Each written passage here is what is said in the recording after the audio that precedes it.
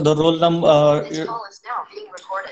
You got the roll call list on your WhatsApp group, and accordingly, the roll numbers are also given in that particular roll call list. So, according to that particular roll call list, your attendance will be considered for your all the lectures hereafter.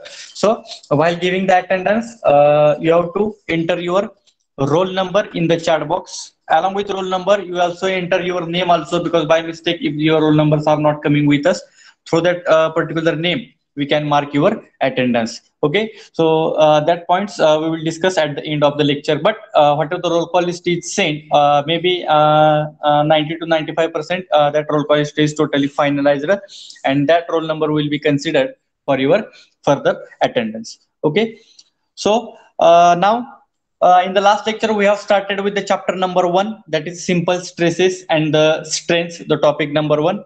And in the last lecture, we have discussed about the stress and strain. Just wait.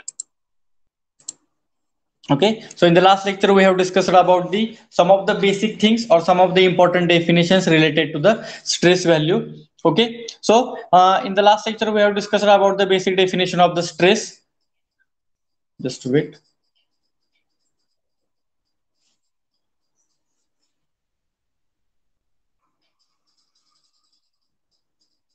Okay, so in the last lecture, we have discussed about the definition of stress and how the resistance force will be developed in the body. Because what happen if the body is subjected to the some amount of external load? So due to that external load, deformation of body is taking place. But in order to avoid that particular deformation, what that body is developing, that body is developing one internal resistance force. The body itself develops that internal resistance force. One of the force which is developed at the right side, another force is also developed at the left side. That means if body is moving in the left direction, the resistance force developed at the right side. Similarly, if the force is applied at the left side, one more resisting force is developed at the right side. So due to that particular resistance force developed in the body, what happen? The deformation of body is not taking place up to the certain limit. Therefore, according to that, we have made one definition, that is stress is equal to force upon cross-sectional area.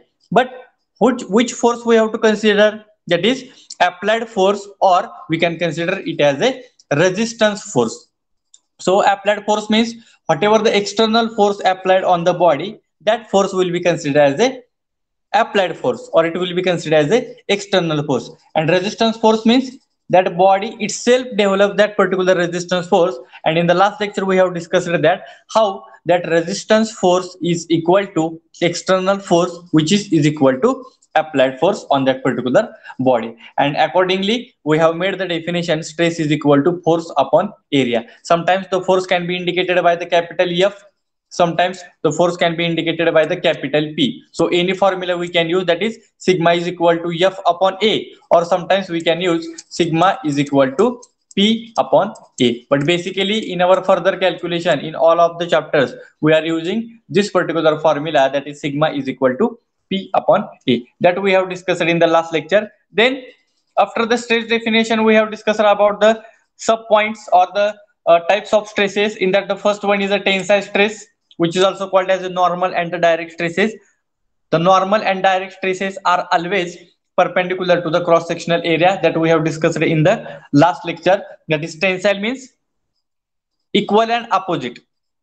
Pulling forces. So in case of a tensile stresses, whatever the force is applied, that force is equal in magnitude, opposite in nature, and whatever its nature is there, that nature is the pulling forces. Pulling means it will be in stretching direction. So in case of a tensile stresses, there is a increase in deformation that we have discussed. So in this particular figure, the position of the figure before loading, it is also indicated by the dark color, and due to that particular deformation, whatever the figure is there, that figure is represented by this particular dotted lines. And whatever the strain is there, according to the definition of the strain, we have made the ratio of change in dimensions upon original dimensions. But in case of a tensile strain, the change in dimension means length is goes on increases, therefore increasing length to the original length. So that definition we have discussed in the last lecture, that is tensile stresses and the tensile strain. And accordingly, here I have written the formulas also, that is sigma T is equal to P upon A,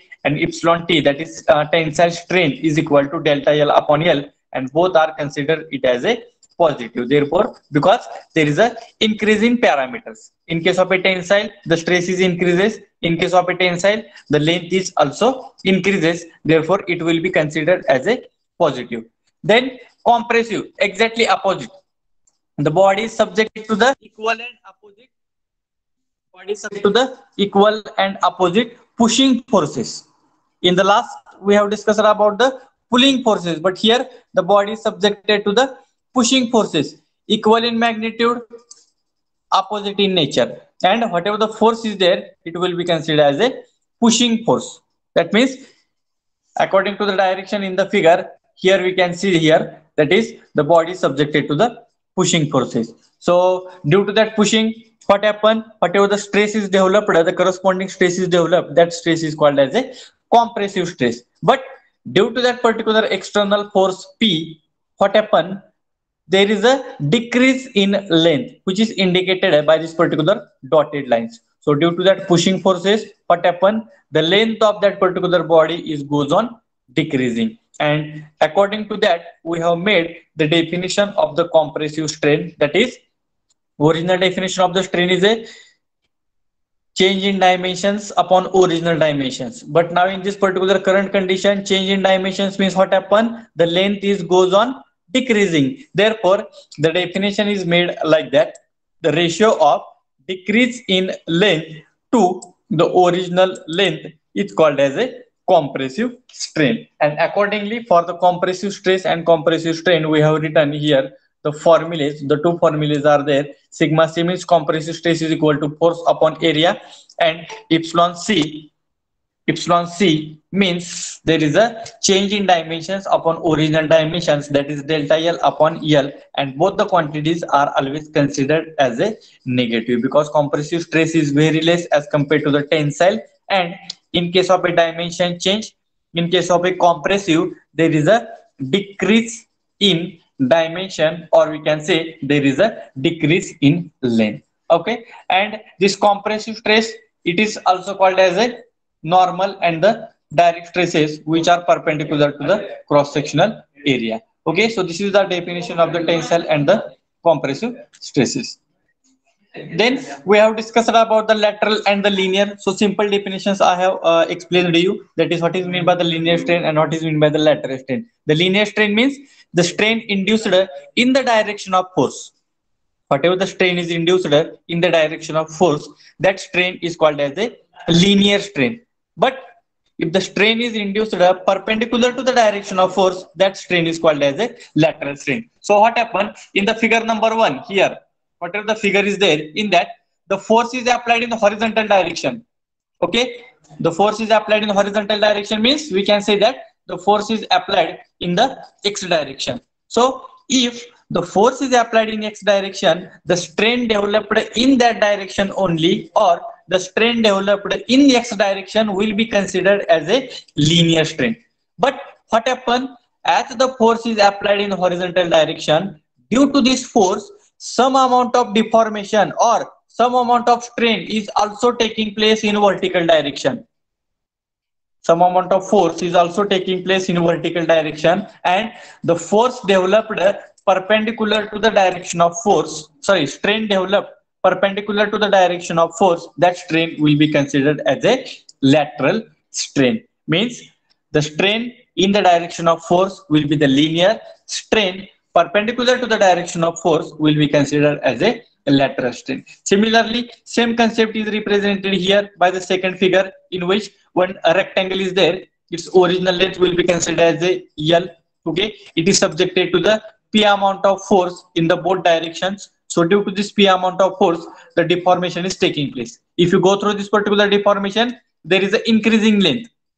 Okay, so due to that, the length is increases, and another parameter, that is B, which will be considered as a depth or which will be considered as a width, it is goes on decreasing. That means due to the single force, one parameter is increases and another parameter is decreases. But whatever the force P is applied, it is applied in horizontal direction, and in your horizontal direction, which parameter is there? L. And this B is present in vertical direction, or we can say it in the direction of Y. As the force is applied in X direction or in horizontal direction, the linear strain is also developed in the horizontal direction, or it is developed along the length. Therefore, the formula for the linear strain will be written as a linear strain is equal to delta L upon L.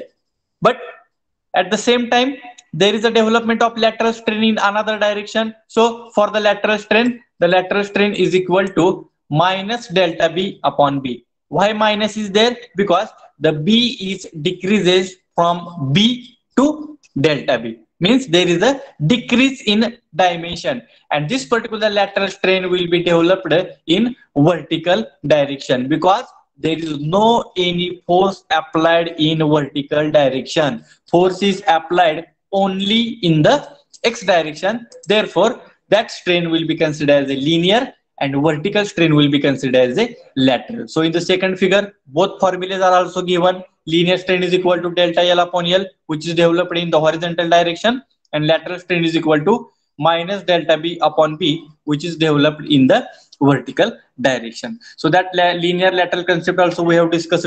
Also, that linear, this word is also called as a longitudinal.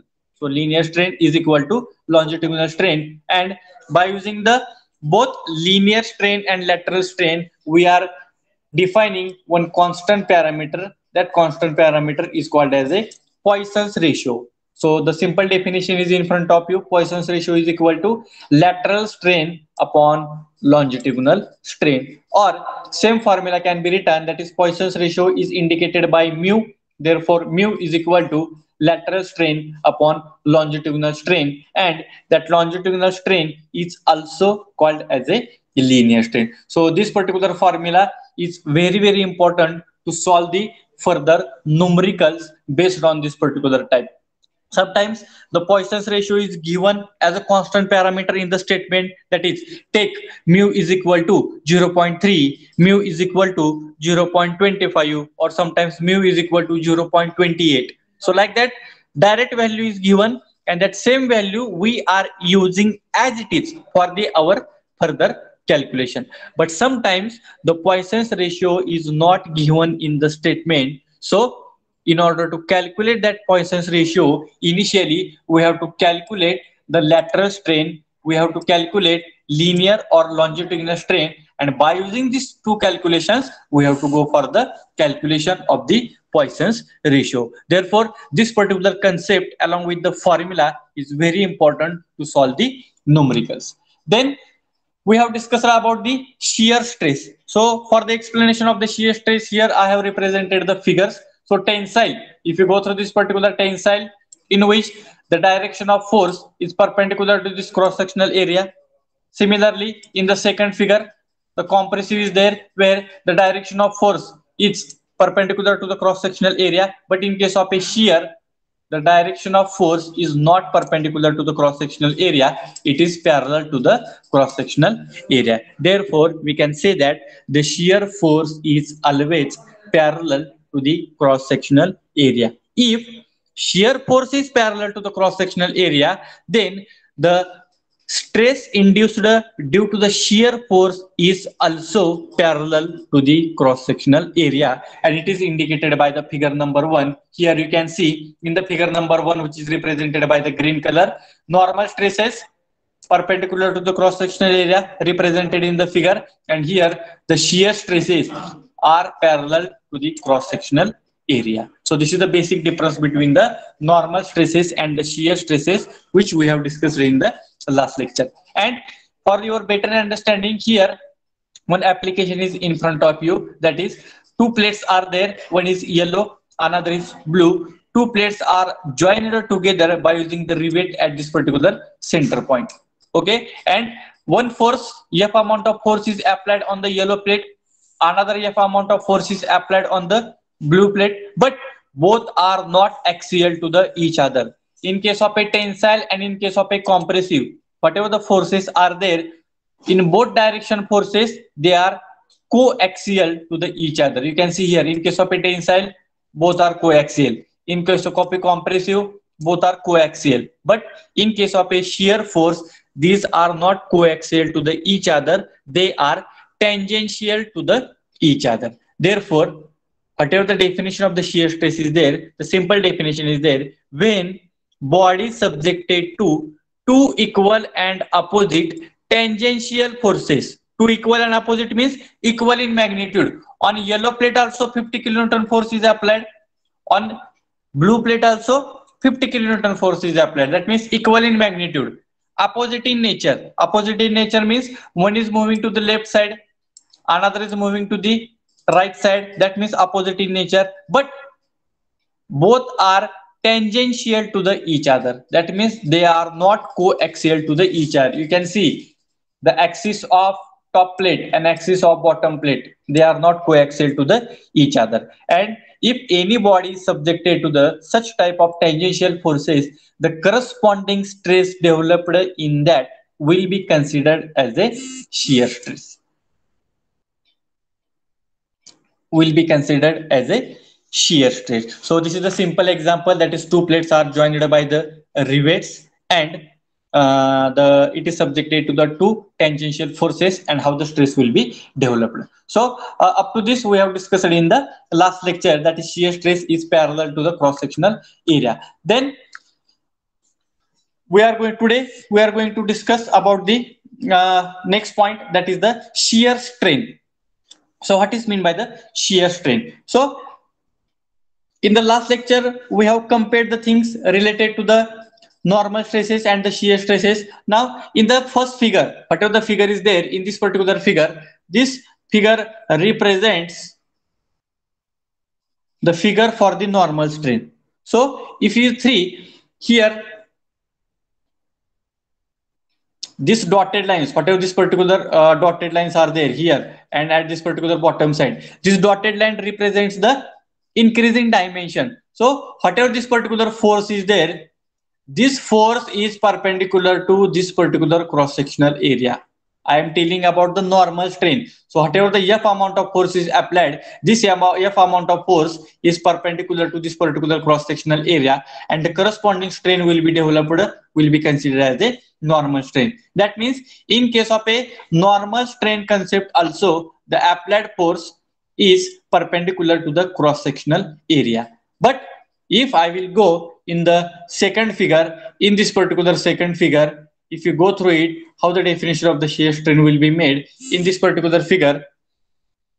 In this particular figure, one body is there. That body is fixed at the bottom side. So whatever this particular black color is represent, this particular side, okay, it represents the body is totally fixed at the bottom side. And at the top side, this F amount of force is applied. So this F amount of force is applied, which is moving in the right direction. So what happened? Let us assume that here this will be the point A, okay, and at this particular point this is point B. That means before application of force, this is the point A which is present at this particular corner, okay. Then this is the point B which is present at this particular corner. That means there is no any deformation of body, therefore points are remains present as it is. But what happens if this F amount of force is applied on this particular body, the distortion of body is taking place. That means from this particular point A, it will get shifted here, and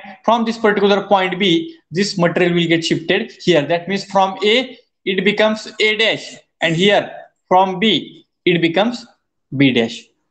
Why A and A dash and B dash are developed? Because at the top side, this F amount of force is applied, and due to that, the distortion of material is taking place. Distortion means movement of material is taking place from one point to the another point. That means before application of load, A is the original point. After application of load, it will remain A dash. Similarly, B is present before application of load, and this B dash is present after the application of load. And this modified figure here, it is represented in the second figure. You can see here the point A is there. Here the point A is there. After the application of load, it becomes A dash. Similarly, to the second point, here point B is there, and after the application of force, it becomes B dash. So why it is taking place? Because this particular body, it is subjected to the some amount of external force, and that external force will be considered as a shear force. So what happened? Due to that particular distortion of material, here I will get some amount of angle.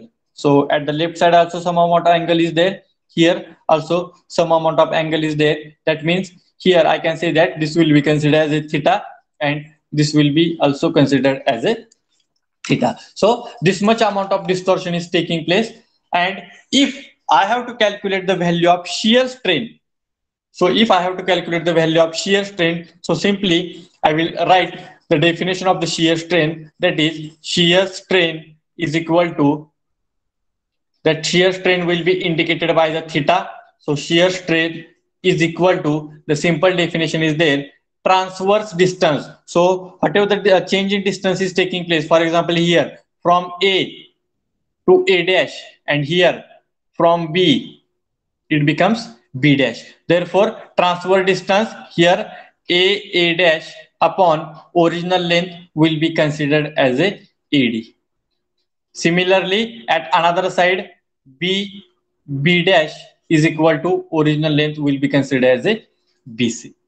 Okay, so this particular formula represents A dash means distortion of material taking place from A to A dash divided by original length. This AD will be the original length. Similarly, for its another side, distortion of material will be represented by the B dash, and its original length will be represented by the BC. But whatever this theta is there, that theta is very small in the magnitude. So whatever this theta will get, it is very small in magnitude, or sometimes it is measured in the angle. Sorry, it is measured in the radian. So whatever the theta is there, that theta is very small, and it is measured in the radian. So whatever the dimensions we have calculated here, that is tan theta is equal to A dash upon AD is equal to B dash upon BC. Tan theta means front side upon adjacent side. So if I will apply this particular tan theta formula from this particular figure, tan theta is equal to, front side will be considered as a dash, adjacent side will be considered as a AD.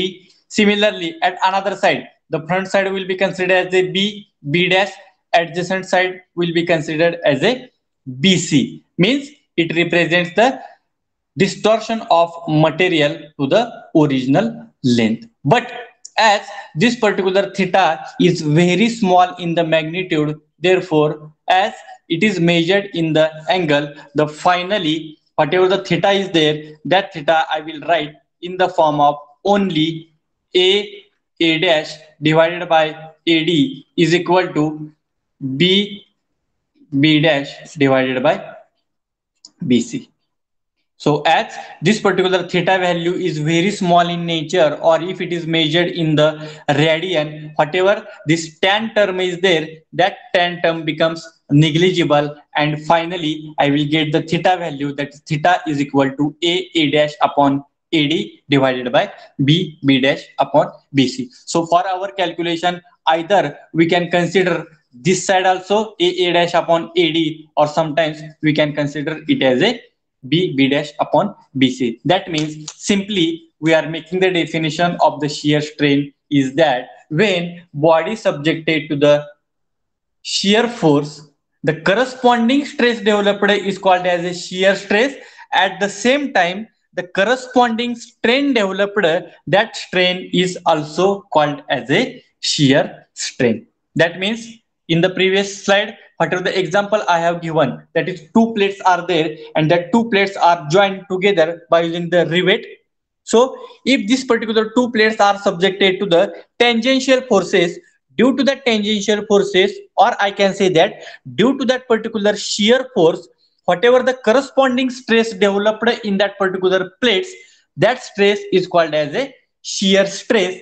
At the same time, some amount of strain is also developed in that particular plates, that strain is also called as a shear strain. Why it is taking place like that? Because when body is subjected to the force, it is subjected to the shear stress as well as it is also subjected to the shear strain also. म्हणजे जिथं force develop झालेला आहे त्या ठिकाणी तुमचा stress पण induce होणार आहे आणि त्याच बॉडीमध्ये त्याच ठिकाणी स्ट्रेन पण इंड्यूस होणार आहे. Therefore, whatever the body is subjected to the shear force, due to that shear force, shear stress is also developed as well as shear strain is also developed. And how to calculate that particular shear strain? The simple formula is in front of you. That is, whatever the figure is there in front of you, that is distortion of material is taking place from A to A dash, then distortion of material is taking place from B to B dash. You will get the theta angle. In that particular theta angle, I will apply the tan rule. The tan rule represents the front side upon adjacent side. So front side will be becomes A dash, adjacent side AD.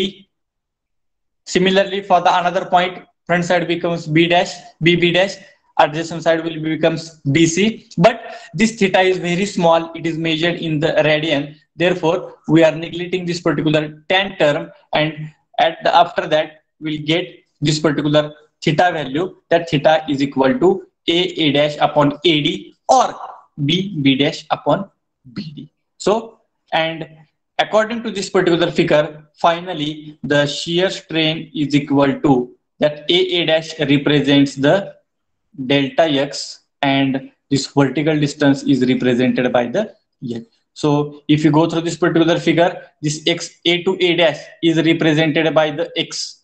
But here, this particular dimension, it will get changed. Therefore, here we have written this as a dx, and this AD, whatever this AD is there, this particular A and this particular D, the distance between A and D is represented by this particular h.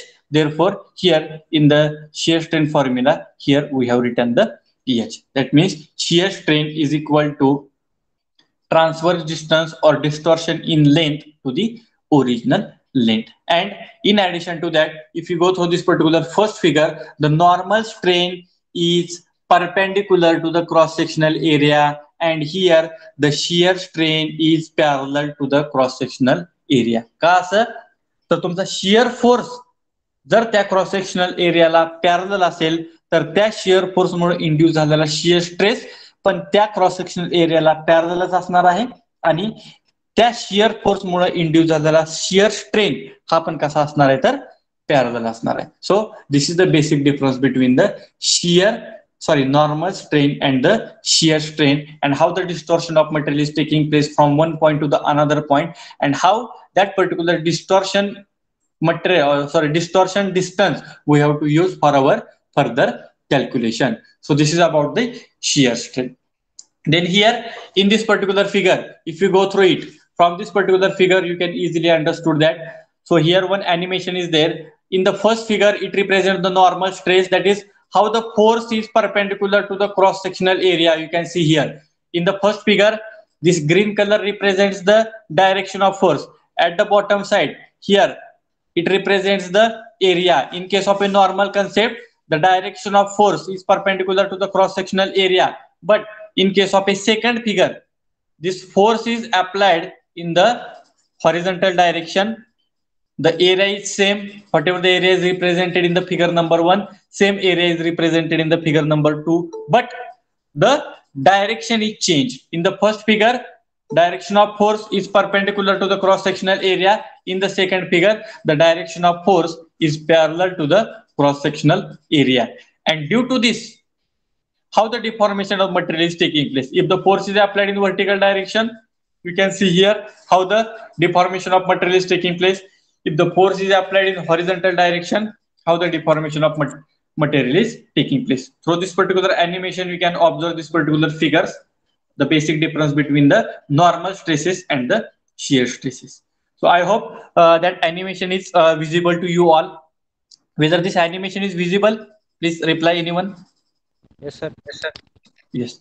Okay. Through this particular two figures, you can easily compare that how the direction of force will get changed. बघा, जर आपण फोर्सची थोडी जरी direction change केली तरी त्या बॉडीचं deformation पण काय होते, चेंज होते. बघा, in first figure, the deformation is taking place in downward direction because force is applied in downward direction. But in case of a second figure, the force is applied to the right side, and deformation is also taking place at the right side. So this is the basic difference between the normal stresses and the shear stresses. Okay, have you got the difference? Anyone, please reply. Have you got the definition of the shear strain? What is the basic difference between the normal stresses and the normal strain and the shear strain? Anyone? Anybody is having any problem related to this concept? You have not understood? Yes. Yes, Balaji. No problem, sir. Okay. Okay. So this is about the normal stresses and the shear stresses. Now we will discuss about the elastic constant. So why this particular part is very important? Because as we know that we are solving the so many problems, and at the end of this particular problem, one constant value is given. Take Young's modulus is equal to 200 gigapascal. Take capital E is equal to 210 Newton per mm square. So that Young's modulus is one of the constant parameter which represents the property of the material. So this Young's modulus, it represents the property of the material. Okay, the Young's modulus. This Young's modulus is also called as a modulus of elasticity, which is represented by the capital E.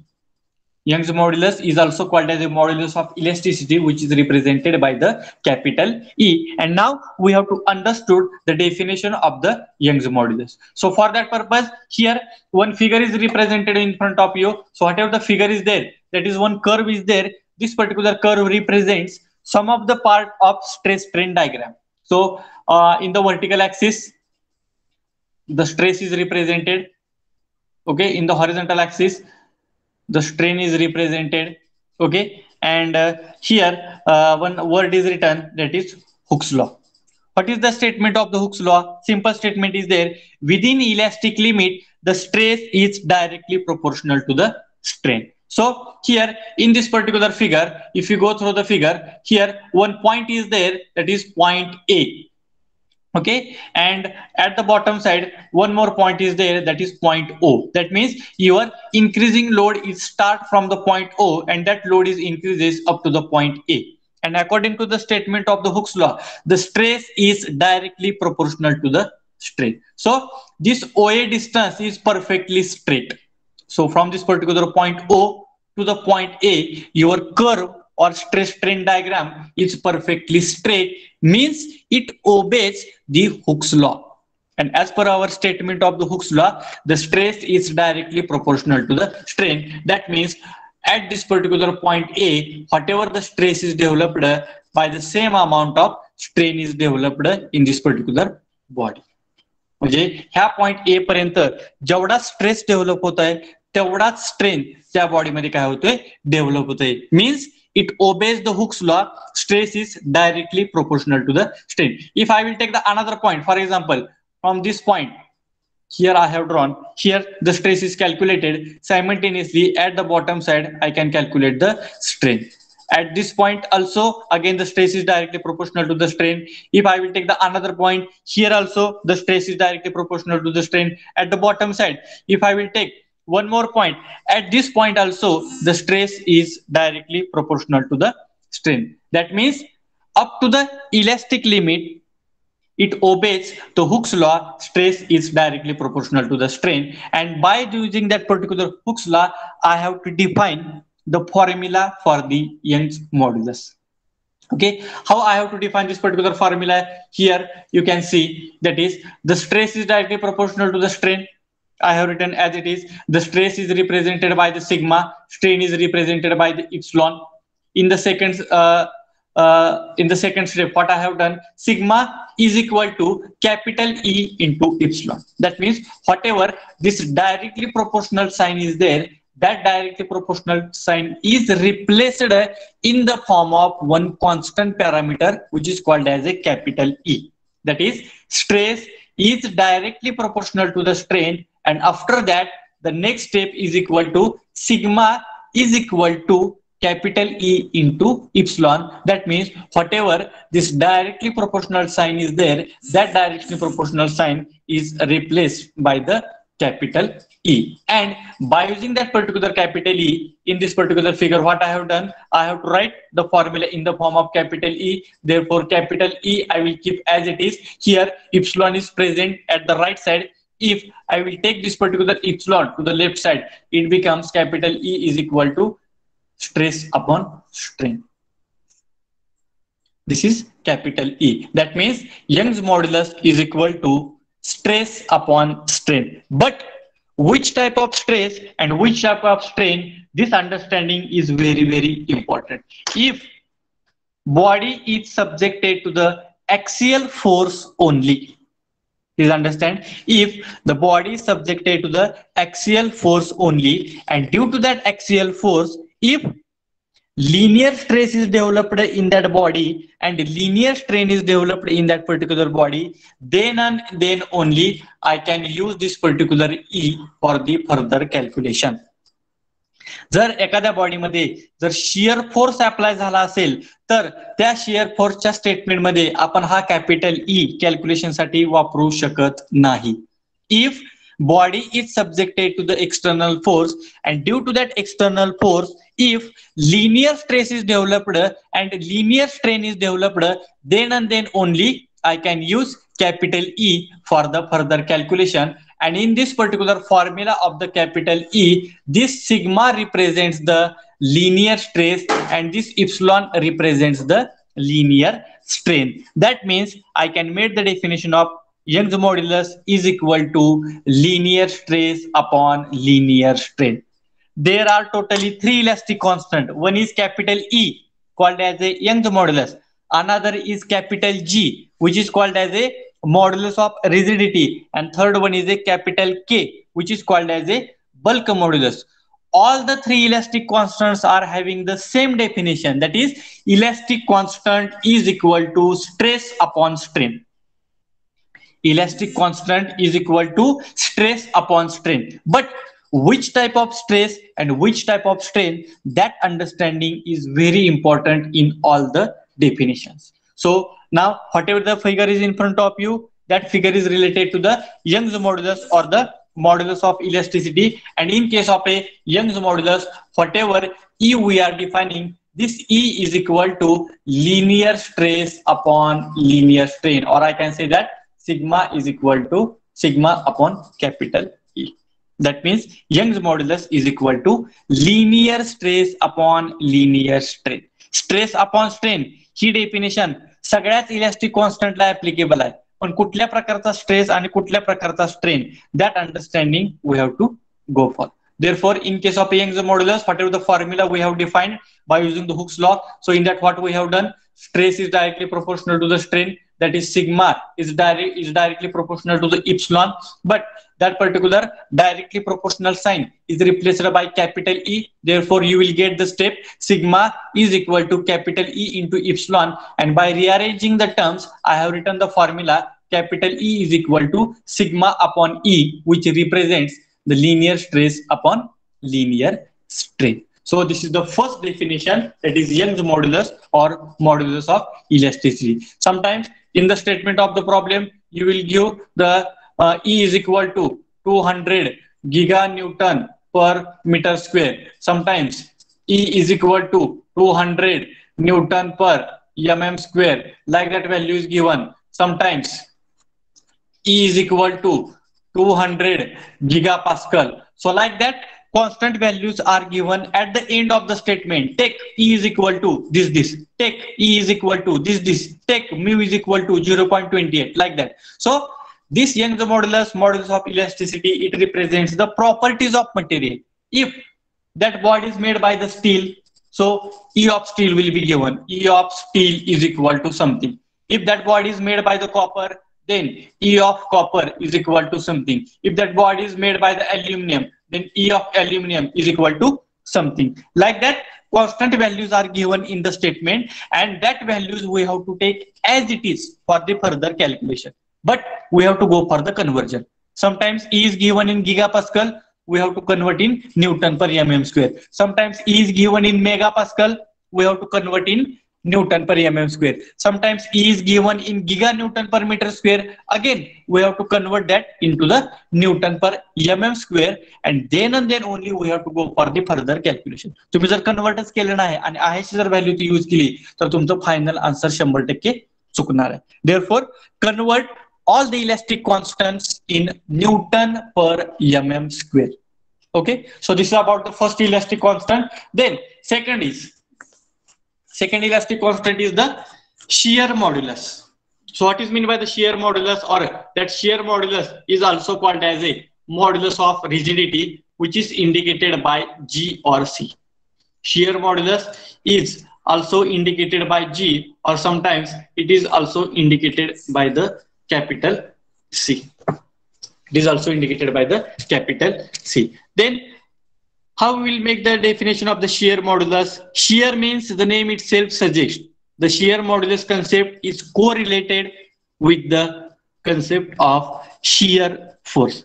ज्या ठिकाणी एखाद्या application मध्ये if one of the body is subjected to the shear force, due to that shear force, the shear stress is also developed in that particular body. At the same time, shear strain is also developed, and in such type of application or in such type of the numericals, it is not possible to use Young's modulus E for the further calculation. त्या ठिकाणी आपण Young's modulus ही property calculation साठी वापरू शकत नाही.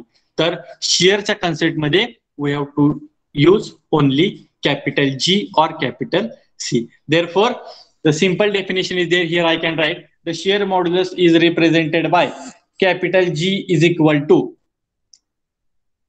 stress upon strain. This is the common definition. Shear modulus is equal to stress upon strain. But which type of shear? This word is very important. That is shear stress upon shear strain. In the first elastic constant, linear stress upon linear strain is called as a Young's modulus E. But here, modulus of rigidity we are defining. Therefore, modulus of rigidity is equal to shear stress is indicated by the tau and shear strain is indicated by the phi. So capital G is equal to tau upon phi is called as a modulus of rigidity, or it is also called as a shear modulus.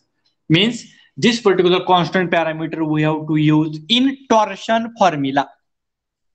In chapter number 1, simple stresses, tensile, compressive, like that words are there. Therefore, in the chapter number 1, we are using only Young's modulus for our calculation. But in case of a chapter number 4, whatever the torsion of circular shaft is there, so what happened? Due to that particular torque, the body, it will get twist. Due to that twisting moment, that particular body or that particular rotating shaft, it is subjected to the some amount of shear stress. It is also subjected to the some amount of shear strain. And in case of a torsion, whatever the constant parameter we have to use, that constant parameter is the G, that is modulus of rigidity. Again, that G is also given, that is 200 gigapascal. Again, G is given 210 Newton per mm square. Sometimes G is given 200 giganewton per mm square. And here the shaft material is given. For example, G of steel if shaft is made by the steel.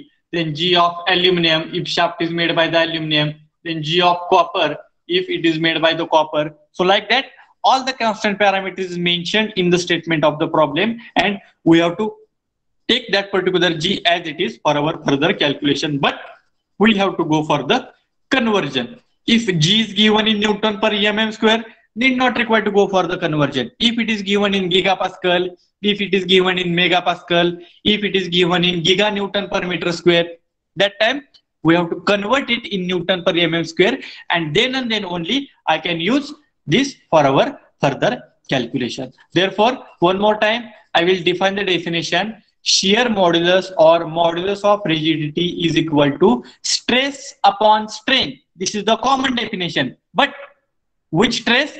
Shear stress upon shear strain. This ratio is called as a modulus of rigidity, linear stress upon linear strain, or modulus of elasticity, which is represented by the capital E. So in the last we have discussed about capital E, linear stress upon linear strain. The figure in front of you, which is called as a modulus of rigidity or shear modulus, that is capital G is equal to shear stress upon shear strain.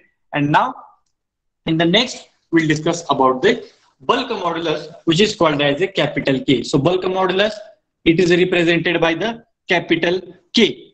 So this particular bulk modulus concept we have to use where the body changes its all the dimensions.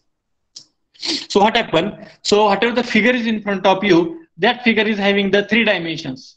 One is the length, another is the depth, and third one is a width. So what happened? If this particular body is subjected to the some amount of force, let us assume that the force is applied in X direction. In this particular body, the force is applied in X direction, and due to that, the deformation of body is taking place. So this first figure represents shape of body before application of load, and the second figure represents the shape of body after the application of force. That means dimensions it will get changed. The first figure is very big in size. The second figure is small in size. That means what happened due to the application of this particular force, all the 3 dimensions of the body it will get changed.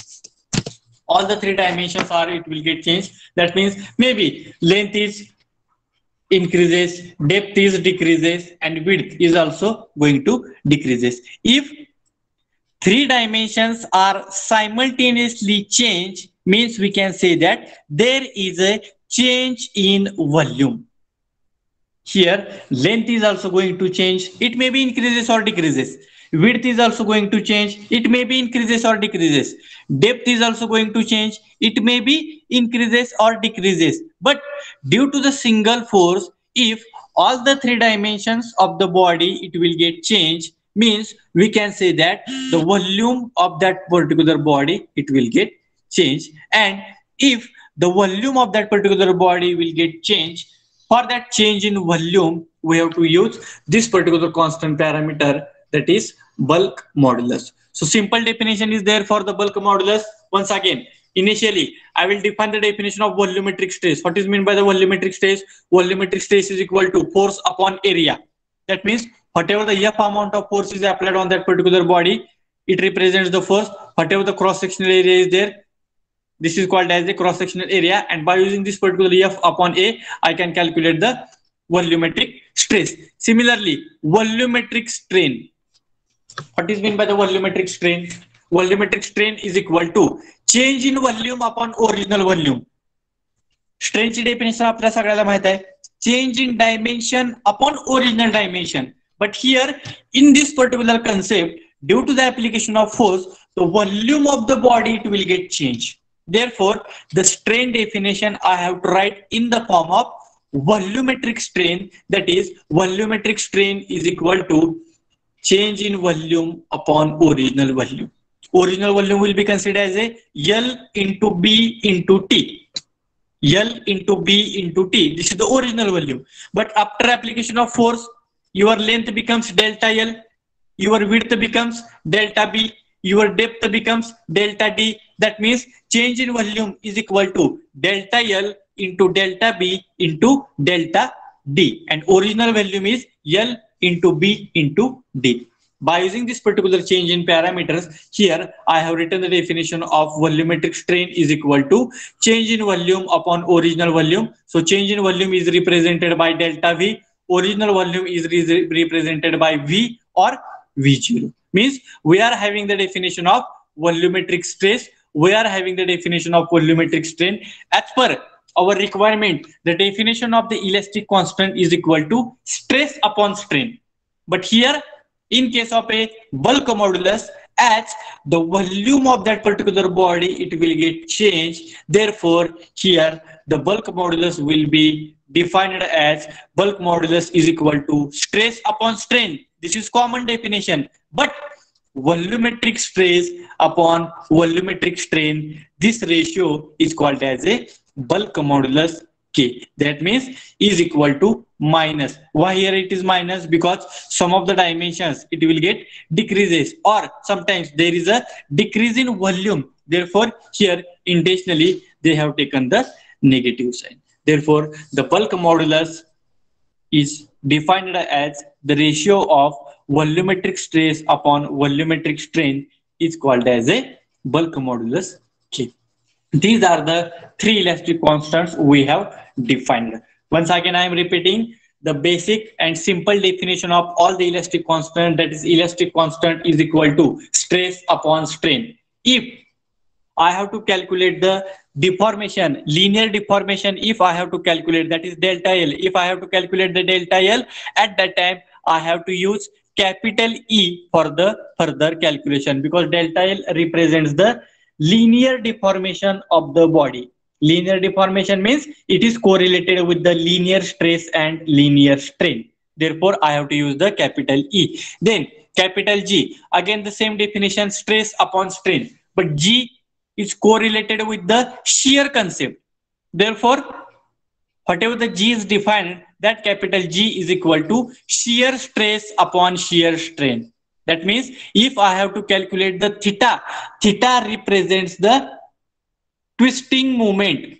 If I will rotate the shaft, and during that rotation, if the twisting of the shaft is taking place, if I have to calculate that particular theta, or if I have to calculate the angular deformation, let us understand that delta L is called as a linear deformation, theta is called as a angular deformation, and whatever the bulk modulus is there, that bulk modulus concept is related to the change in volume. That means all the three dimensions it will get changed, and such types of numericals also we have to solve based on this particular type. Therefore, this bulk modulus K, this concept is also introduced in this particular chapter number 1, that is K is equal to volumetric stress upon volumetric strain, G is equal to shear stress upon shear strain, and capital E is equal to linear stress upon linear strain.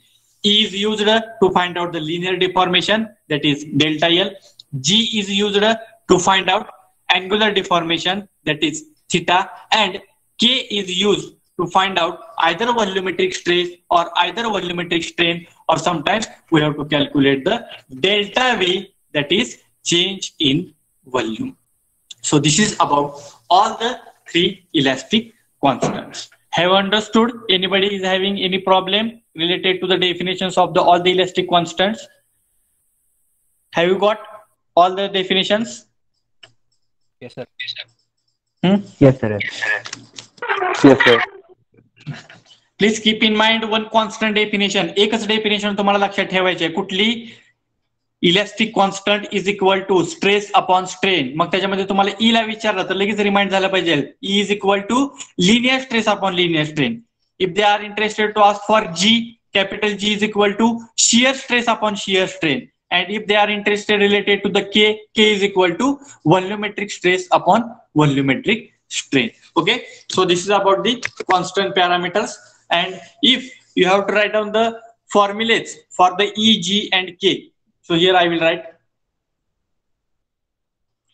E is equal to sigma upon E, G is equal to shear stress, it is represented by tau, and shear strain is represented by phi, and K is equal to volumetric stress means I can write as a sigma V, and volumetric strain is equal to EV. So these three formulas are very important to understand. E is equal to sigma upon E, linear stress upon linear strain.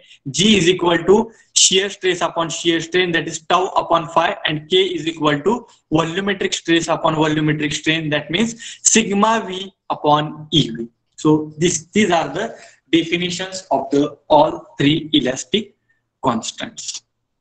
Okay, so these definitions or this particular formulas are very important to solve the numericals based on this, or sometimes this particular few points are also asked for the short note. So you have to write down the definition of each and every elastic constant. If the figures are there, you have to draw that particular figures, and after that we have to write down the formulas for the same. Okay, so with this, now we will move to the next point, that is related to the deformation calculation. how to calculate the linear deformation and what is the formula for it. So for the deformation calculation, the deformation of body is subjected to the two conditions. As we know that the deformation of body is taking place due to the two way. If that body is subjected to the external load, obviously deformation is taking place. Sometimes due to the self weight of the body also the deformation is taking place. Initially we'll discuss about the deformation of body due to the external load. So here whatever the heading is there, that heading represents the deformation of body due to the external load, or I can say as a axial load. So for that purpose, one figure is in front of you. So in that particular figure, here one rod is there. Okay, one rod is there. That rod is fixed at the top side. Let us assume that this is fixed side. Okay, and this is the original size. It is having the cross-sectional area A. The length of the rod will be considered as a BC. So this is the original length from this point to this point. This will be your original length. That means initially there is no any load is applied on that particular body, but afterwards again in the second condition this rod is fixed at the top side, and as P amount of force is applied at the bottom side. In the second figure you can see at this particular point C, the P amount of force is applied. Whatever the P amount of force is applied, this P is perpendicular to the cross-sectional area. This is the horizontal cross-sectional area. This P is perpendicular to the cross-sectional area, and due to this P, the deformation is taking place in the downward direction. Original length इथपर्यंत दिसते. Okay, this is the original length of the figure, and due to this particular amount of P, so this much amount of deformation is taking place, which is represented by the delta, or we can say it as a delta L, change in dimension. That means what happens if the body is subjected to the some amount of external load, the deformation of body is taking place, and that deformation I have to calculate. Okay, so how to calculate that particular deformation? So for that purpose here we have to define one small formula. For that formula we have to define here. You can see as per the Hooke's law, the stress is directly proportional to the strain, as we have discussed in the last 2-3 slides. That is, sigma is directly proportional to the epsilon. Stress is directly proportional to the strain. Therefore sigma is equal to capital E into strain. Okay, from this particular formula, if I will write this particular formula in the form of strain, that is strain is equal to sigma upon capital E. Same here I have written. Strain is equal to sigma upon capital E. Then what is meant by the stress? Stress is equal to force upon area by rearranging the terms. That is strain is equal to capital P upon A. म्हणजे काय केलं बघा पहिल्या step मध्ये stress is directly proportional to the strain. Directly proportional sign is replaced by the capital E. By using this particular formula, I have written the formula for the strain. Strain is equal to sigma upon E. Okay. Then, as we know that sigma stress is equal to force upon area, that is P upon A. Therefore, E is equal to this. Stress is equal to P is present at the top side divided by cross-sectional area. That means strain is equal to P upon A. This is the equation number 1. Let us assume that. Okay, this is the equation number 1. This particular formula or equation number 1 we have obtained by using the Hooke's law. Okay, then second step. As we know that the definition of strain, this E represents, see, this E represents the strain which is obtained from the Hooke's law. As we are having one constant definition of strain, that is strain is equal to change in dimensions upon original dimension. This is the basic definition of strain, that is strain is equal to change in dimensions upon original dimension. Okay, so here epsilon is equal to, in this particular figure, whatever the change in dimension is there, it is represented by delta, or sometimes it is represented by the delta L. And what is the original dimension? Original dimension means original length is equal to capital E. This is the equation number 2. as per the definition of strain, strain is equal to change in dimensions upon original dimension or change in length upon original length, which is equation number 2. If I will compare equation 1 and equation 2, here I will write again epsilon is equal to P upon A. This is the equation number 1. If I will compare equation number 1 and equation number 2, left sides are same. At left side, here also E is present, here also E is present. That means LHS, left hand sides are equal. If left hand sides are equal, your right hand sides are also equal. Therefore, delta upon L is equal to P upon A. जर left hand side जर same असतील तर त्या दोन्ही equation मधल्या right hand side पण काय असणार आहे तुमच्या सेम असणार आहे. Therefore I have written delta upon L is equal to P upon A, and as I have to calculate the deformation due to the external load. Therefore, in this particular figure, we are having the delta unknown. Therefore, delta is equal to, if I will keep this particular delta as it is at the left side, and if I will take this particular L to the right side, your equation becomes PL upon A. That means if body subjected to external load or axial load, and if I have to calculate its deformation, I can use this particular formula for further calculation, that is delta or delta L, both are same. That is delta is equal to PL upon AE. P means external load applied on that particular body. L represents length of the body. A represents cross-sectional area of body, and E represents the Young's modulus, which is the constant parameter. जो काय तुम्हाला त्या problem मध्ये किंवा त्या statement मध्ये दिला असेल. T is given. Happy, for example, if it is given 10 kilonewton, I can use this 10 kilonewton as it is. If this length is given 100 mm, so I can use this particular length 100 mm. If area, for example, its diameter is given 20 mm. By using that particular diameter, I can calculate area is equal to pi by 4 into 20 square, means d square means 20 square. I can use A. If E is given, E is equal to 200 Newton per mm square. So I can put all these particular values in this particular delta equation, and by using that, I can calculate the deformation. Delta is equal to PL upon AE.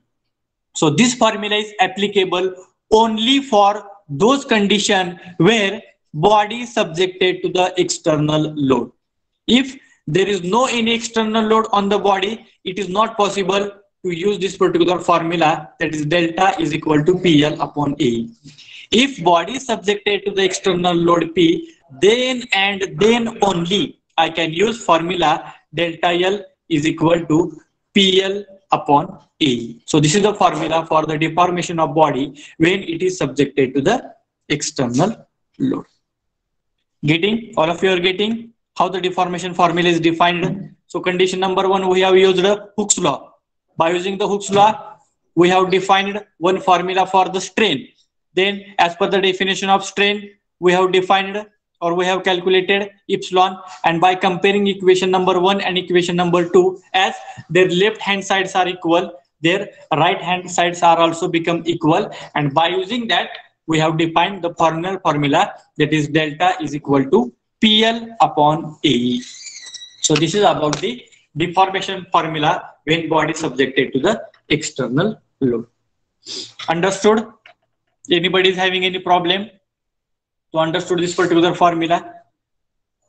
Formula, this formula should be your at tip of tongue. Delta L is equal to PL upon AE, which is applicable for the external load. P represents external load. Please keep in mind. Delta L is equal to PL upon AE. In that P represents the external load.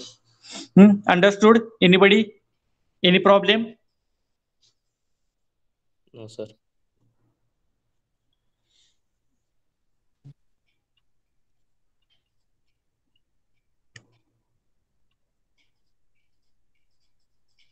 Okay, no problem, I think.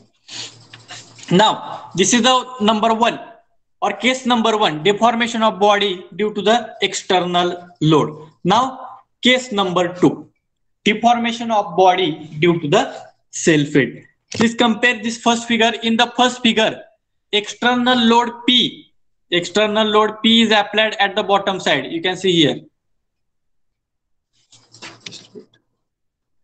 The external load P is applied at the bottom side. Now in the case number 2, whatever the case number 2 is there, in that deformation of body due to the self weight. So as we know that some of the bodies or some of the components are there which are in hanging position, and as we know that the weight of the body or weight of any component, it is moving in the downward direction due to the gravitational force. That particular force is always moving in the downward direction. If you go through this particular figure, whatever the figure is in front of you, one rod is there. So this is one rod.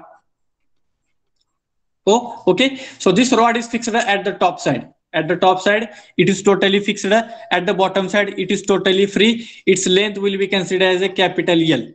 So one rod is there, which is fixed or which is hanging at the top side. Bottom side, it is totally free. Its length will be considered as a L. At the bottom side, there is no any force is applied. At the bottom side here, there is no any force is applied. But what happened, as this particular rod is in hanging position, as it is fixed at the top side and bottom side is free, so whatever the self weight of this particular rod is there, that self weight is acting in the downward direction. Whatever the self weight is there, W, I can consider it as a W. That W is always acting in the downward direction, and due to that self weight also, the deformation of this particular rod is taking place, and that deformation I have to calculate. So how to calculate that particular deformation? So here we are having one formula. The formula is in front of you. That is delta L is equal to WL square upon 2E. WL square upon 2E. In that, this particular W, it represents self weight of the body, which will be given you in the statement of the problem. L is the constant parameter, length of rod, it will be given to you. This 2 is the constant parameter. E, it is also one of the constant parameter, which will be given like 200, which will be given like 200 Newton per mm square. Like that it will be given. But this W represents the self weight of the body. What is the difference between the first formula and second formula? The first formula, whatever we have derived, delta L is equal to PL upon A. In that, this P represents the external load applied on the body, which is actually applied. But in the second formula, this W represents the self weight of the body, which is always acting in the downward direction. If you go through this particular figure, in this particular figure, there is no any force, only the body is fixed at the top side. Body फक्त वरच्या बाजूला fix केलेला आहे, खालच्या बाजूला body ही totally free आहे. But the self weight of this particular body is moving in downward direction. त्याचं जे काय self weight असतं due to the gravitational force, its self weight is acting in the downward direction. मग त्या self weight मुळे पण त्या बॉडीचं काहीतरी deformation होऊ शकतं. जर ते डिफॉर्मेशन होत असेल, and if I have to calculate that deformation, then I have to use this particular formula. Delta L is equal to WL square upon 2E.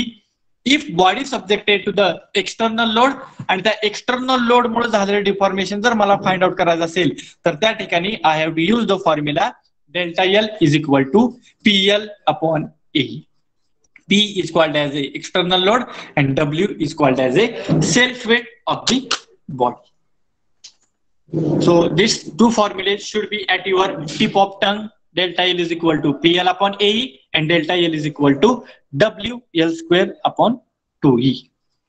Have you understood the basic difference between deformation of body due to the external load and deformation of body due to the self weight? Anybody is having any problem? That concept you have not understood? Simple statement is simple as फक्त difference आहे. In the case number 1, body subjected to the external load. Therefore, that external load we have to consider for the calculation. And due to that external load only, deformation is taking place. But in the case number 2, deformation is taking place due to the self weight, and that self weight we have to use for our calculation, and it is represented by the W. म्हणजे load जरी apply केला नाही तरी पण त्या बॉडीचं deformation होऊ शकतं.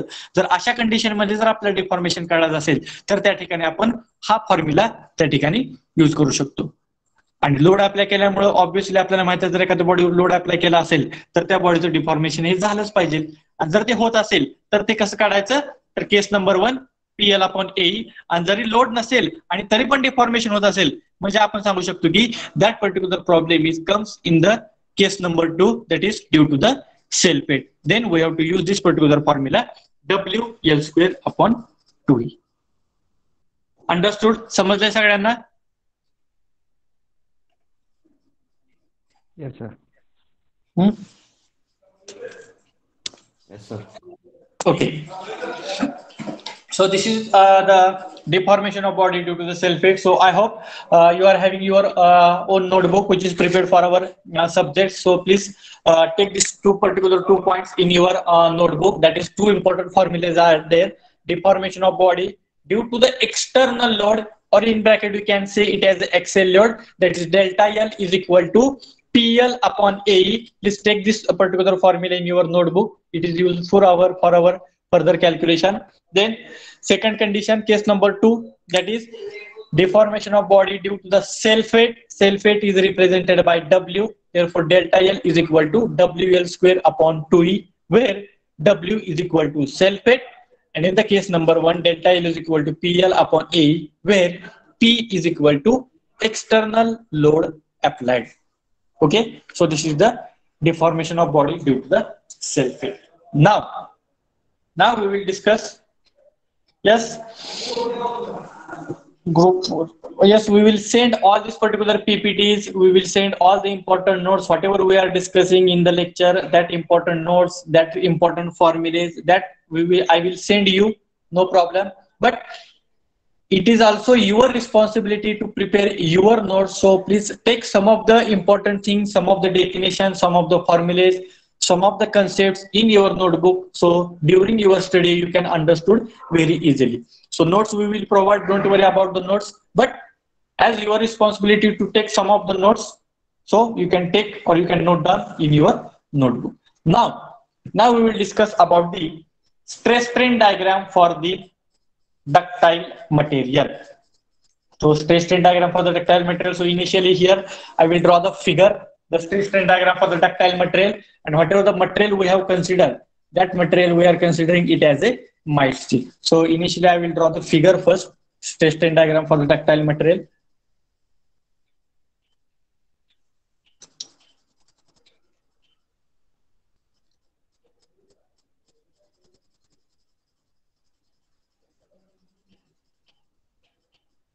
Okay. So this is the horizontal axis, the vertical axis. On horizontal axis, this will be considered as a strain. In bracket, I can written it as a delta L upon L on horizontal axis, or we can say it as a x-axis. This is y-axis. On y-axis, this will be considered as a stress. In bracket, I can write as a P upon A. Stress will be indicated by sigma. Strain will be indicated by epsilon. Then I will draw the stress strain diagram.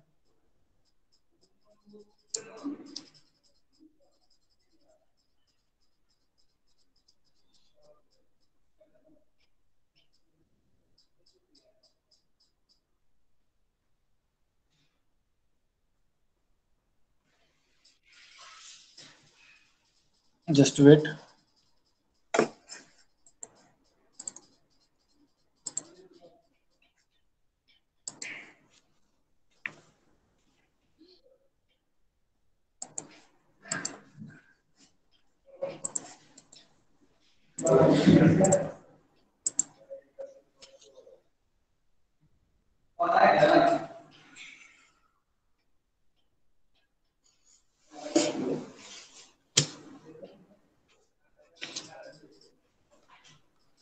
This is strain.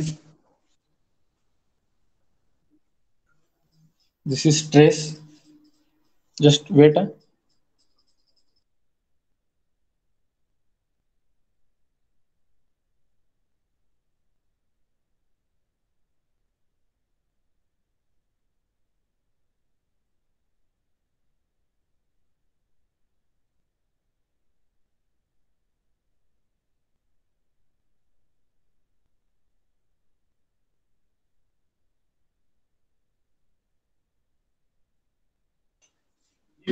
Okay. So this is the stress strain diagram.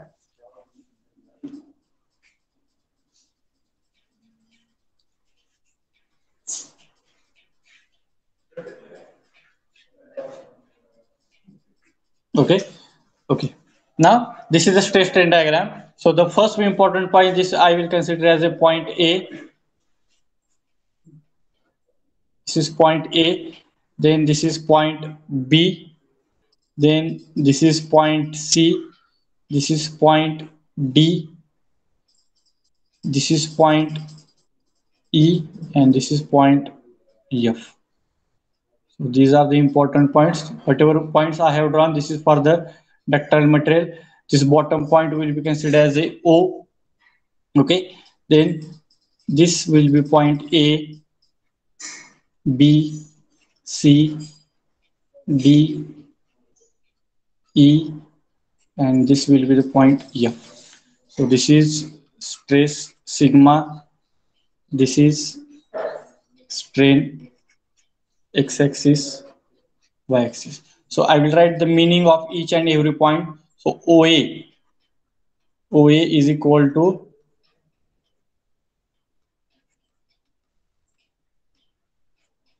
proportional limit. Okay. Then AB is equal to elastic limit. Then BC is called as a upper yield point.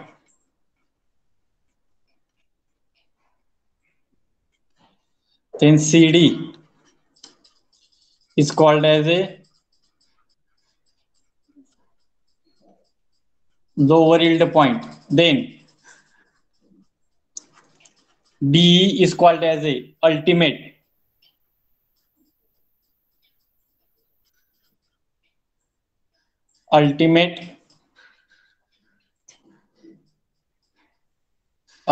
stress point. And last one, EF is called as a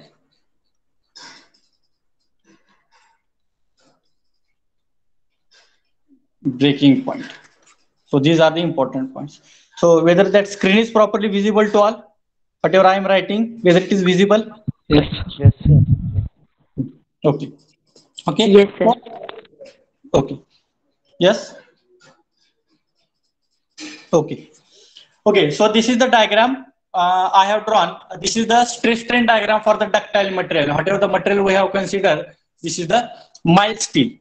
Okay, the stress strain diagram for the ductile material we have considered it as a mild steel, and these are the important points. So these are the important points, that is point A, point B, point C, point D, point E, and point F. So that means if in case of a mild steel, if I will apply the some amount of load, that particular mild steel, it undergoes from this much amount of regions or from this much amount of points. That means this much amount of points will be developed in case of a mild steel if it is subjected to the some amount of load. For example, if I will start the load from 10 kilonewton and I have to apply it up to the 80 kilonewton. One mild steel is there, I have to start the load from 10 kilonewton and up to the 80 kilonewton I have to apply the some amount of load.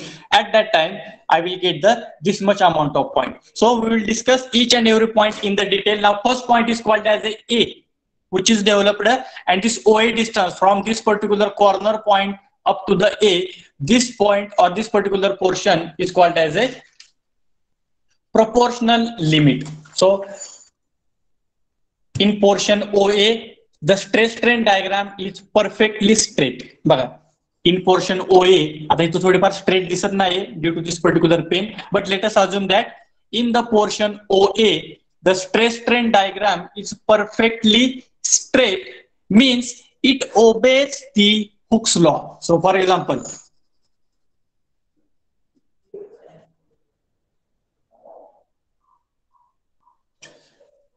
this is the portion. In the portion OA, the stress strain diagram is perfectly straight. That means the stress is directly proportional to the strain. That means up to the point A, this particular material obeys the Hooke's law, because whatever the statement of the Hooke's law is there, the stress is directly proportional to the strain. And this Hooke's law statement is applicable to this particular mild steel up to the point A only.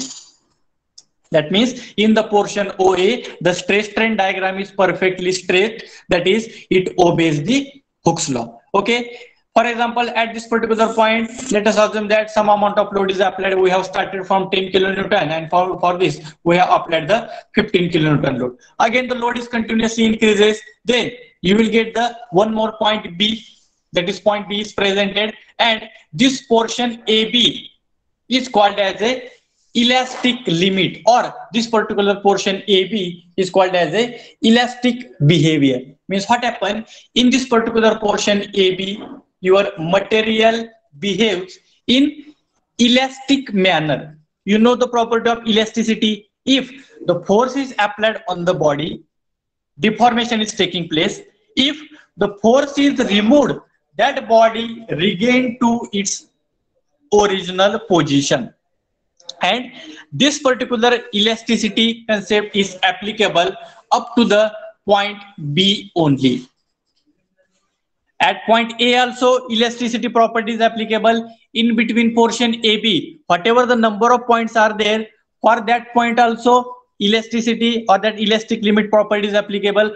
Up to the point B also, that material is in elastic manner, means if the force is applied, deformation is taking place. If force is removed, body regain to its original position. And this particular elasticity or elastic manner or elastic behavior is possible up to the point B only. Once your material will cross point B, then elasticity property is not applicable. Beta.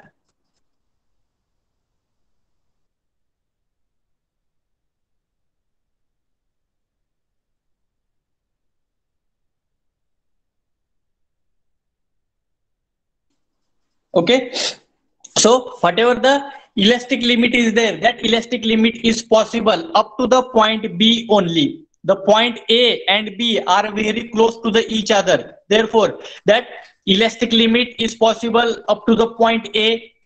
Whatever the number of points are present in between A and B, for all those points also, your elasticity property is applicable. Up to the point B also, your elasticity property is applicable. But once body will cross the point B, the body does not regain to its original position. म्हणजे काय होणार आहे बघा, point A ला पण तुमची elasticity property applicable असणार आहे का, तर point A is present before point B. Okay, मग ह्या पॉइंट ए आणि बी च्या मध्ये जेवढे काही नंबर ऑफ पॉइंट्स आहेत, त्या सगळ्या पॉइंटला पण तुमची इलास्टिसिटी प्रॉपर्टी ऍप्लिकेबल असेल का, तर हे सगळे पॉइंट त्या बी च्या अगोदरच प्रेझेंट आहेत. At point B also elasticity property is applicable because this point B represents the elastic limit point. पण एकदा का तुमच्या बॉडीनं हे इलास्टिक लिमिटचा पॉइंट क्रॉस केला आणि जरी तुम्ही फोर्स रिमूव्ह केला तरी पण ती बॉडी ओरिजिनल पोझिशनला येणार नाही. Why?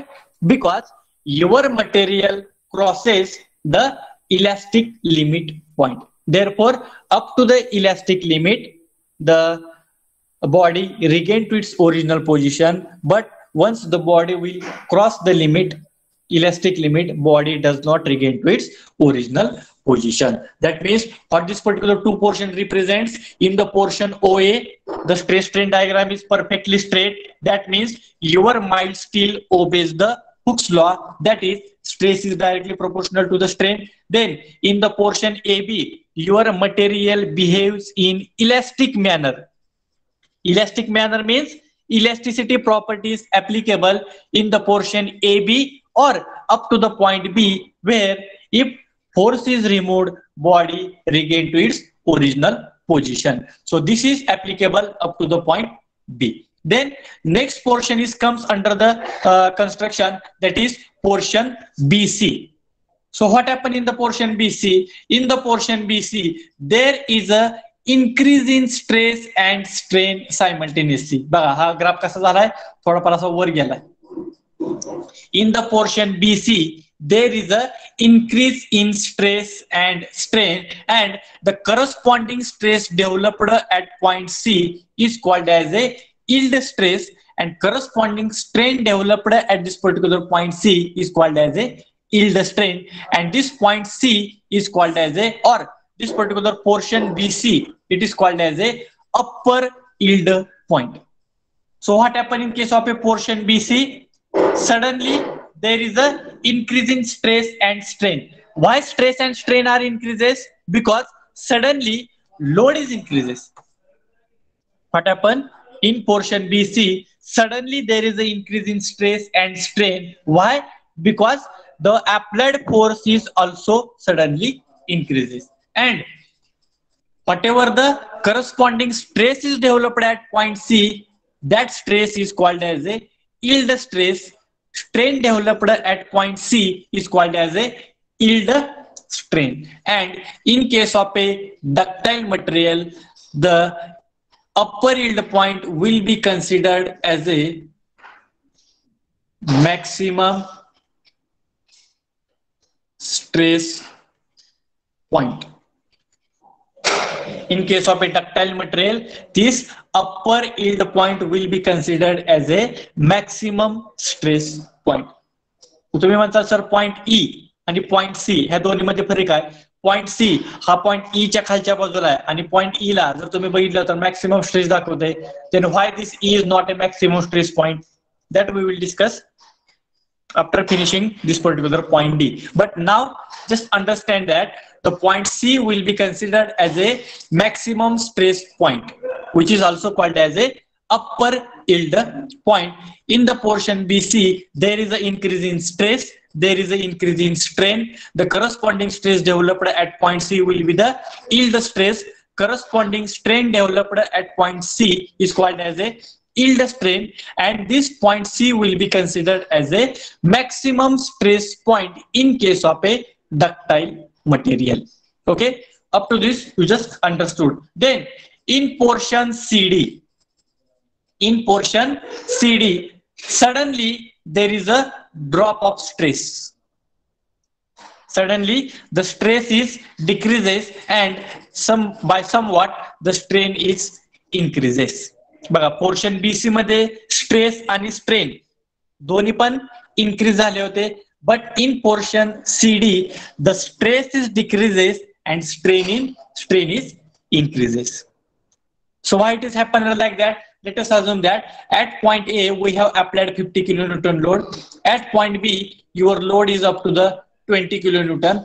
At point C let us assume that your load is 30 kilonewton.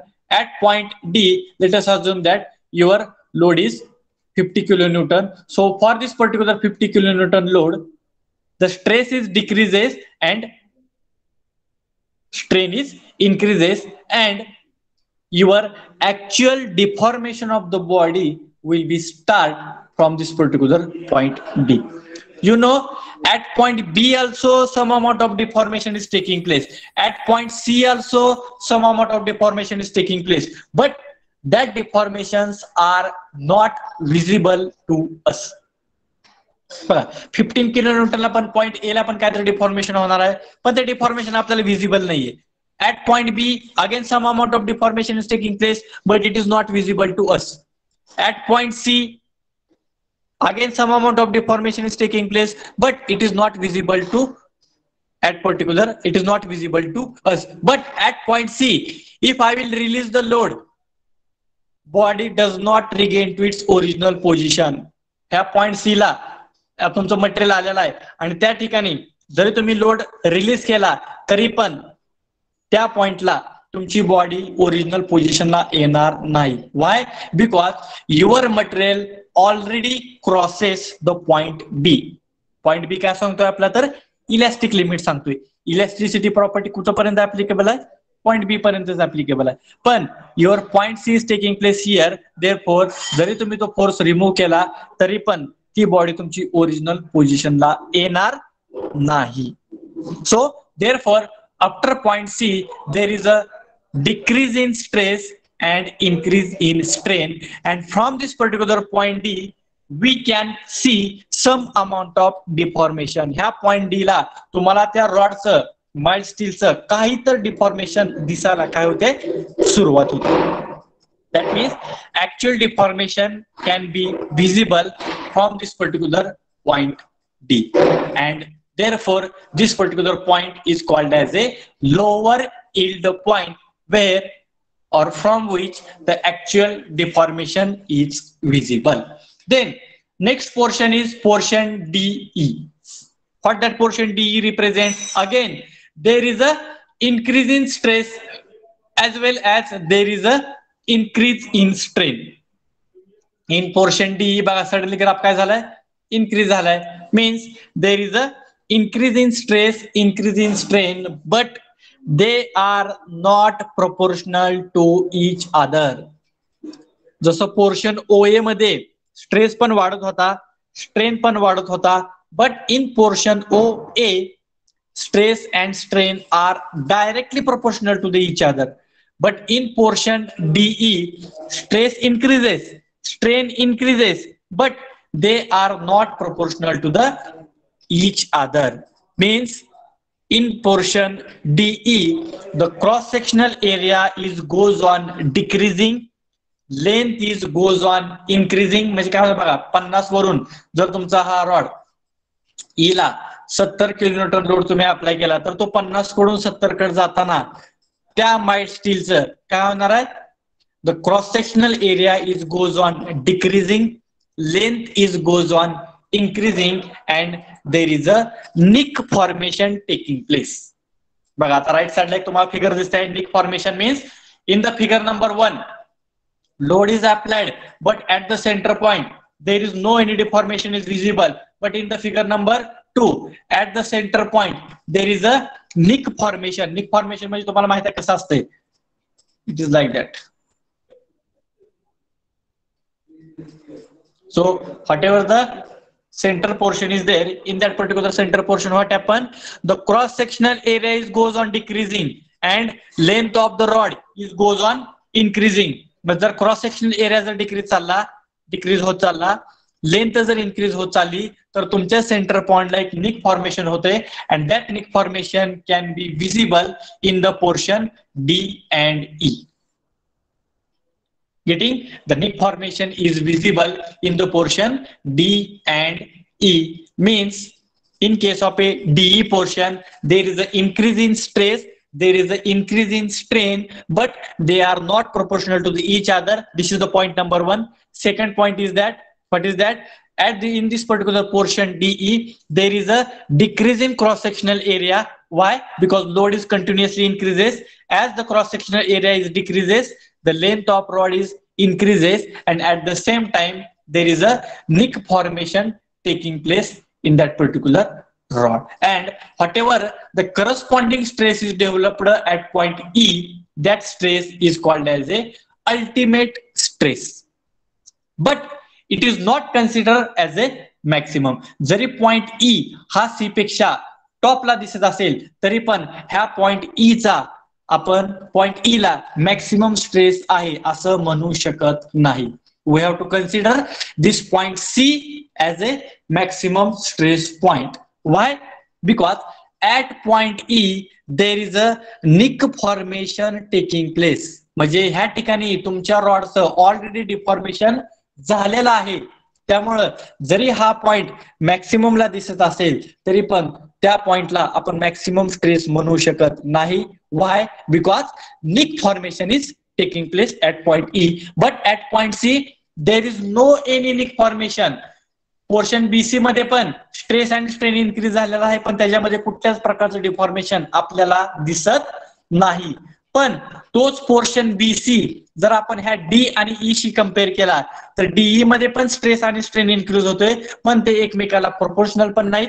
Plus त्या रिजन मध्ये क्रॉस सेक्शनल एरिया पूर्णपणे डिक्रीज झालेला आहे, लेंथ पूर्णपणे इन्क्रीज झालेली आहे, आणि in that particular portion DE there is a nick formation taking place, means deformation is totally visible to us.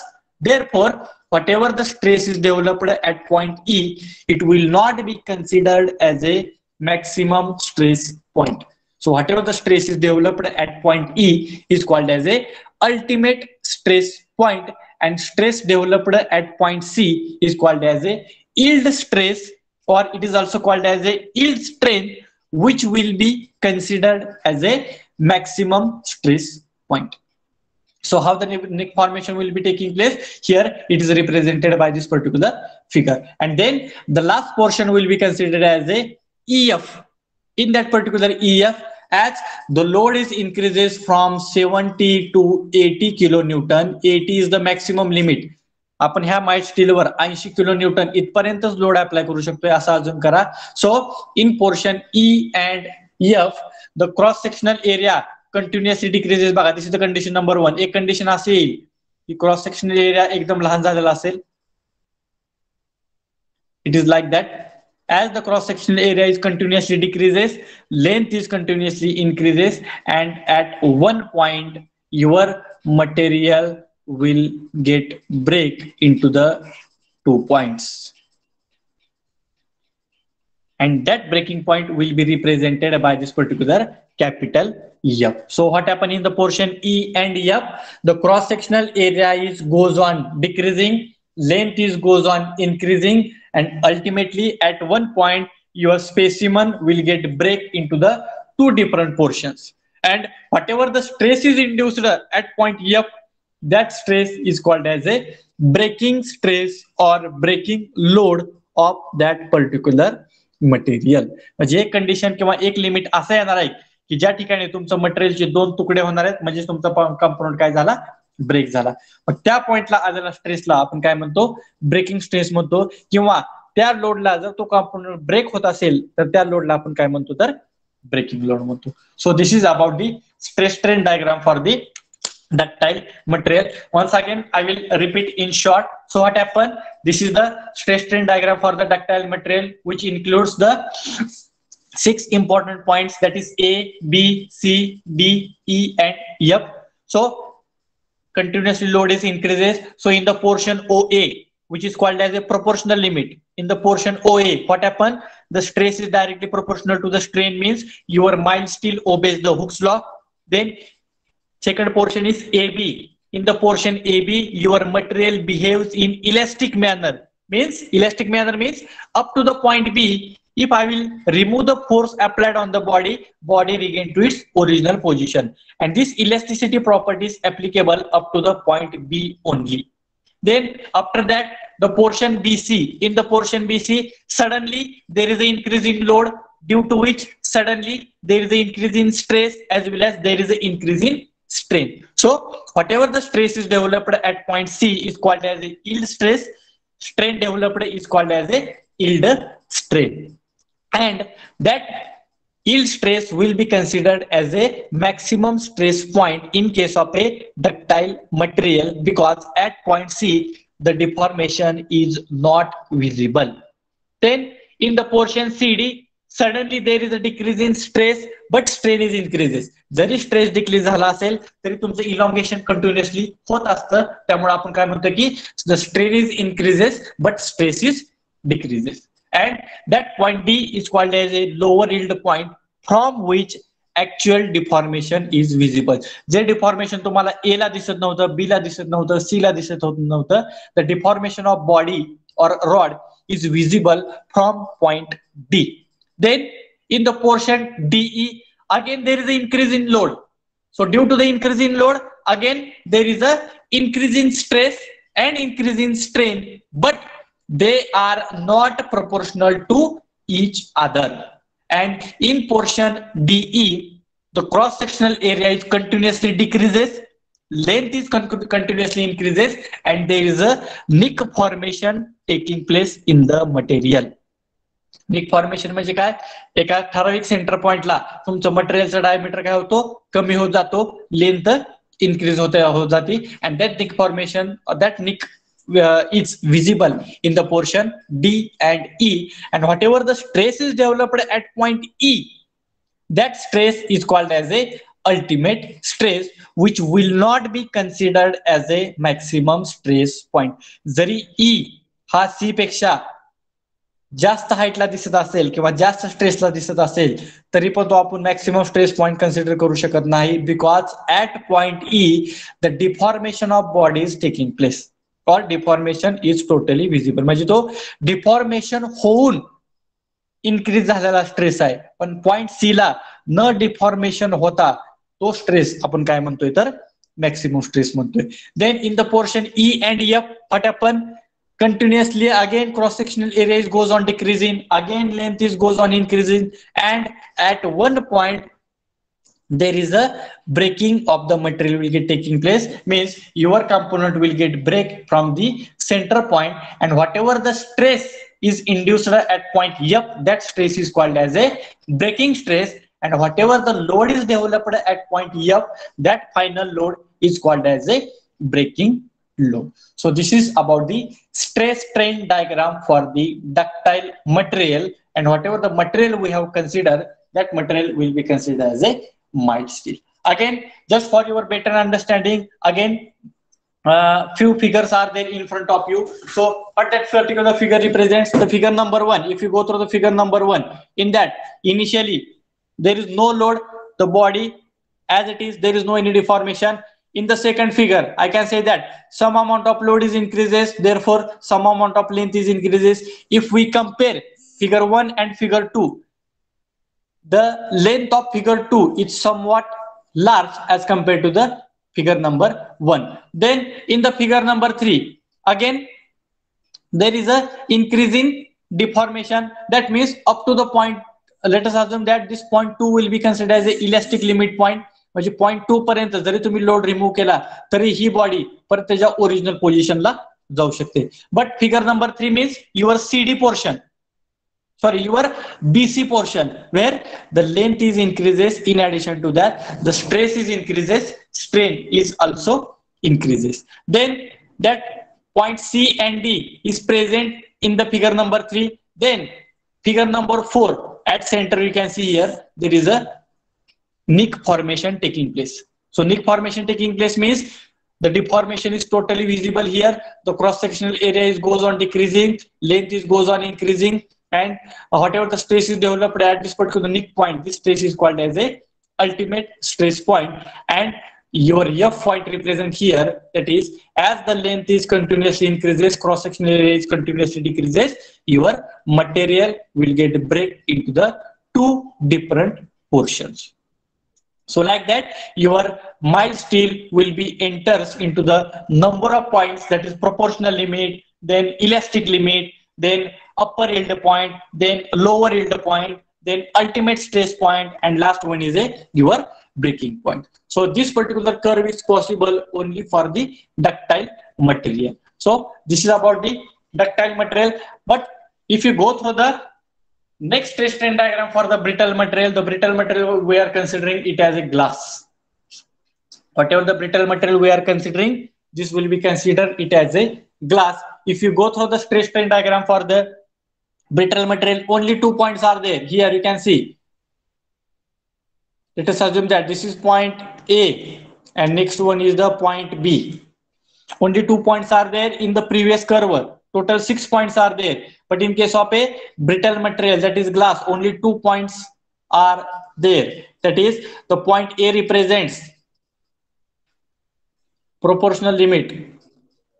Point A represents the proportional limit. That means up to the point A or in the portion OA, once again your brittle material obeys the Hooke's law, that is stress is directly proportional to the strain. That means this glass material is also obeys Hooke's law up to the point A. But if I will increase the load on the glass, immediately fracture will be taking place. There is no elastic limit, there is no upper limit, there is no lower limit. Directly breaking of the glass is taking place. बघा compare करा, ग्लासवर जर आपण load apply केला तर ग्लासची तुम्हाला length वाढलेली दिसते का? It is not visible. The change in dimensions of the glass is not visible. Therefore, after the point A, directly there is a fracture. That means one is the proportional limit and second is a fracture or the breaking point. So in case of a brittle material, only 2 points are there. One is the proportional limit and another is a fracture or the breaking point. Why? Because if the load on the brittle material or the load on the glass material, if it is increases, then its deformation is not visible. Immediately there is a fracture or immediately there is a breaking taking place. जसं ductile material मध्ये पहिल्यांदा elastic limit आलं. Elastic limit म्हणजे काय? जरी आपण त्या mild स्टीलवरचा काहीतरी load remove केला तर ते माइल्ड स्टील परत त्याच्या ओरिजिनल पोझिशनला जाते. परत अप्पर यील्ड पॉईंट आला, परत लोअर यील्ड पॉईंट आला, परत अल्टिमेट स्ट्रेस पॉईंट आला आणि मग सगळ्यात शेवटी फ्रॅक्चर झालं.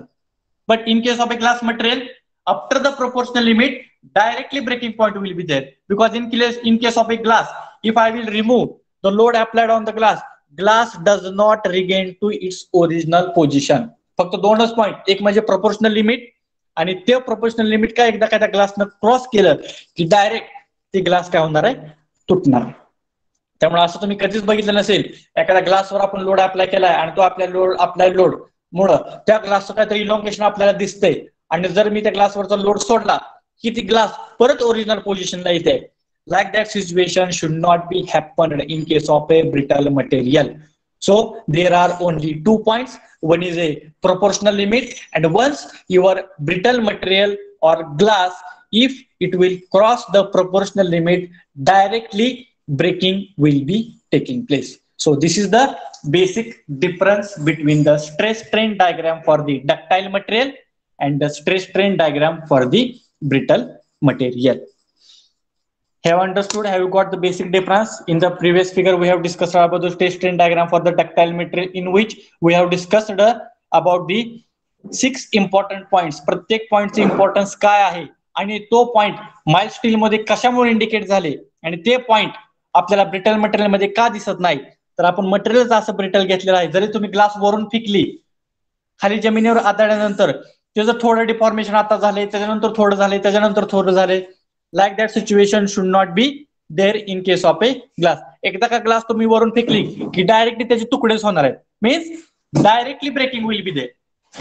But in case of a ductile material, your material can be enters into the number of regions: proportional limit, then elastic point, then upper yield point, then lower yield point, then breaking point, and then directly, then ultimate stress point, and then directly at the last breaking point is there. But in case of a glass, after proportional limit, directly breaking will be there. त्याच्यामध्ये आपल्याला कुठल्याच प्रकारचे deformation त्याच्यामध्ये visible नाही. So this is about the stress strain diagram or stress strain curve for the ductile and the brittle material. So now anybody is having any problem? You have not understood this particular differences? Have you understood? Anybody is having any problem, please ask me. You can unmute from your side, or you can ask your question through the chat box also, no problem.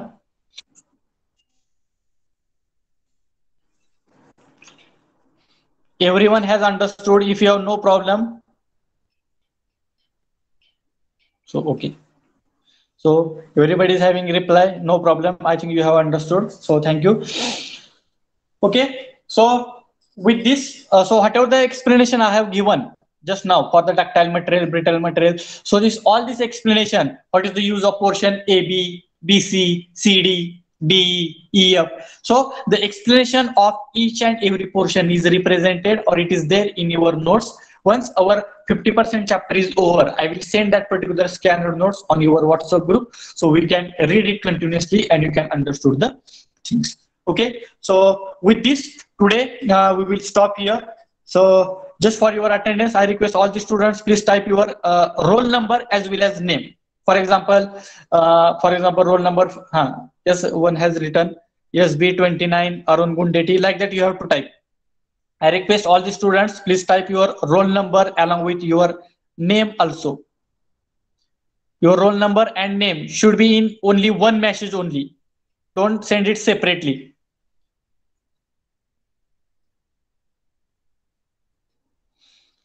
So still many students are not attending the lectures. Near about 40 to 45 students are attending the lectures.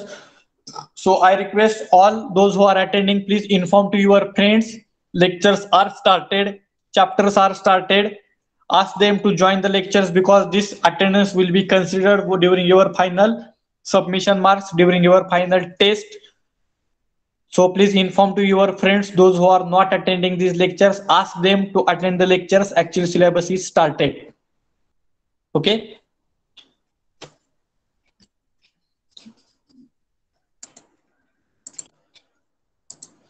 So with this, today we will stop here.